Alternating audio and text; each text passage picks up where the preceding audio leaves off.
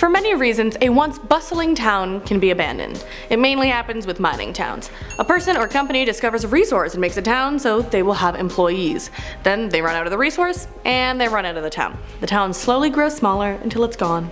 Poof! A ghost town. So, hey most amazing fam, my name is Abby, and today I am bringing you the top 10 mysterious ghost towns. We're just gonna go right into it. Starting us off at number 10, Bannack, Montana, USA. So Bannack was founded in 1862 when John White discovered gold on Grasshopper Creek. 2 years later, it became the first territorial capital of Montana before it changed to Virginia City. At its peak, it had a population of 10,000 people. You know, quite a bit for back then. But the sheriff was accused by some of leading the ruthless band of road agents called the Innocents. Early accounts claim the gang was responsible for the murders of over 100 innocent people, though historical records account for about 8. So it's kind of iffy. The sheriff and 2 deputies were hanged without trial in Bannack in 1864. 22 individuals were accused, informally tried, and hung by the Vigilance Committee, which is the Montana Vigilantes, of Bannack and Virginia City. So the city kept going into the 1930s with a fluctuating population, but then, in the 50s, gold workings dwindled, and then Bannack was declared a state park. The last residents left in the 70s. So all that with the Wild West, and then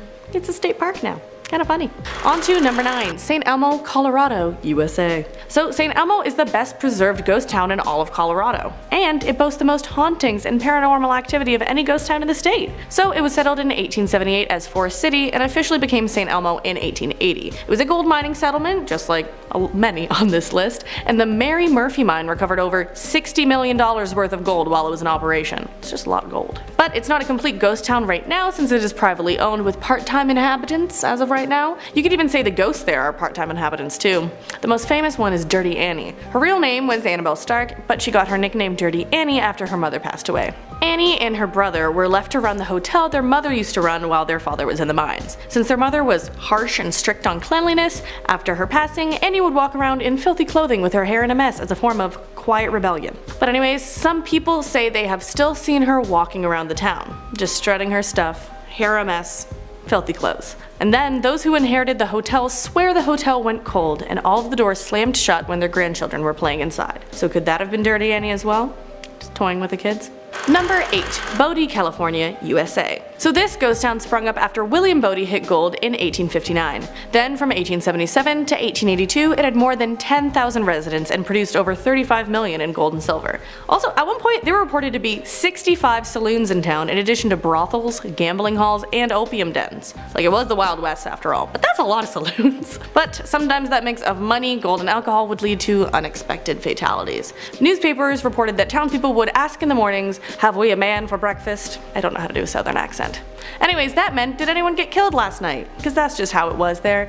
But not anymore. Now there are over 200 abandoned wooden buildings in what is Bodie State Historic Park. The buildings are not restored, but preserved. So you can go see a little bit of the Wild West yourself if you want. Number 7, Cerro Gordo, California, USA. So silver was discovered in Buena Vista Peak in 1865. Its discovery brought in miners, but also unsavory characters. At one point, the death rate was 1 person per week. There was no sheriff for miles around, and even the doctor fled the town, scared for his life. Basically, it had a reputation for death. So once Union Mine closed down in 1938, the population also died down. As of right now, there is 1 resident, Robert de Moraes, who is coincidentally a former miner. He serves as the town's unofficial caretaker. Number 6, Cahawba, Alabama. Cahawba became a ghost town shortly after the Civil War. It was once the capital, but that title was taken away. What is really interesting to me is its ghost, Peague's ghost. In 1862, the story goes that a young couple was out for a walk on a moonlit night. Romantic. As they walked behind Colonel C.C. Peake's house, a glowing ball of white light seemingly just appeared before them. It was just floating on the air. This ball would dart first on one side of the walk and then on the other, and then approach close enough to almost touch them, and then recede and disappear into the shrubbery. And then suddenly it was seen beside them floating again. So they thought the apparition was a trick or something fancy, maybe caused by the same peculiar phase of moon shadows, something like that. So they turned to retrace their steps, and then it happened again and appeared in front of them. Went through the same thing.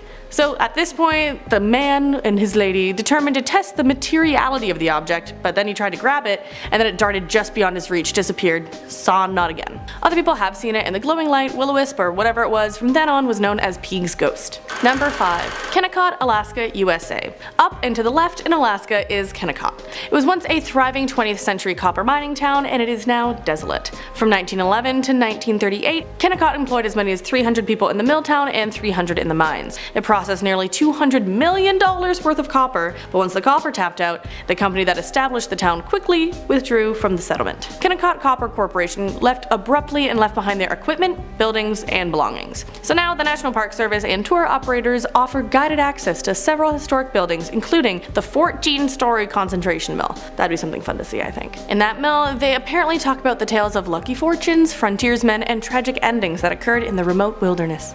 Number 4. Shakespeare, New Mexico, USA. Shakespeare was an old mining town that was frequented by outlaws. It was called Mexican Springs first, then Grand, and then became Ralston City when it was a mining town in 1870. When the silver started running low, the population began to run low as well. But then in 1879, before it was about to be a ghost town first time, most of the land in the city was bought by Colonel William G. Boyle. He gave the town a new start under the name Shakespeare. So apparently Billy the Kid washed dishes at a hotel there, and 2 notorious cattle raiders were captured and hung. The records state that the 2 were hung because Russian Bill stole a horse and Sandy King was just a damn nuisance. So Shakespeare closed down after a bigger town sprung up 3 miles away and the mines closed after the Depression of 1893. So it is now a historic site, preserved as a monument to the real Old West. A lot of these are out, you know, Old West. Pop up for mining, and then they're done. This is me mining now. Number 3. Burke, Idaho, USA. So mines were built in 1884 for silver and lead in Burke, and then the town was built after that. What makes this place cozy is that it is built in a canyon that at its widest measures 300 feet wide. Because of this, the railroad went directly through town and shared the way with cars. Whenever the train passed through, cars would have to pull over. When the railway expanded, it ran right through the town's hotel. A covered walkway connected 2 sides of the buildings, and it let 5 cars of the Northern Pacific Railroad pass through each day. But not everything was well and good in the cozy little town. There were tensions between the miners and the owners of the mines. In 1892, gunshots broke out between Union men and the replacement workers in the mine. The gunfight escalated and ignited a box of dynamite in one of the mills, causing 6 men to die. It got so bad that the governor of Idaho sent National Guards to Burke and declared martial law. But it didn't stop there. In 1899, when Bunker Hill Mining Company fired 17 miners for joining the Union, in response the laborers dynamited the Bunker Hill mine and more lives were lost. Then, with all of that history, plus other natural disasters like fires and avalanches, there is talk of paranormal activity in the area. Number 2. Trilling Texas, USA. The nickname of this town is Trilling Ghost Town, and the motto is the Texas Ghost Town. It's also both a ghost town and not at the same time, I would say, because in the mid-1880s the discovery of cinnabar brought miners to the town, bringing the population to 2,000 people, but not much is left of those mining days. Now all that's left is a ghost town of the Chisos Mining Company and several nearby capped and abandoned mines. But also, the 2010 census set it at a population of 58 people. This is mainly due to its proximity to Big Bend National Park, so it's mainly a tourist destination. There's also reported sightings of Elvis singing at the cemetery, so it can seem like Las Vegas in the desert, I guess. More of a desert. Las Vegas isn't really a desert, you know. Last but not least, number 1, Budville, New Mexico, USA. So Budville was a tiny community along Route 66. It was established in 1928 by Howard Neal Bud Rice and his wife Flossie. They made many businesses and Bud cozied up to local law enforcement, but also overcharged at his auto shop and imposed fines for those caught in his speeding traps. That may have not made too many people happy. In 1967, a stranger, thought to be Billy Ray White, entered the trading post and shot and killed Bud and a part-time employee. The assailant left with $450.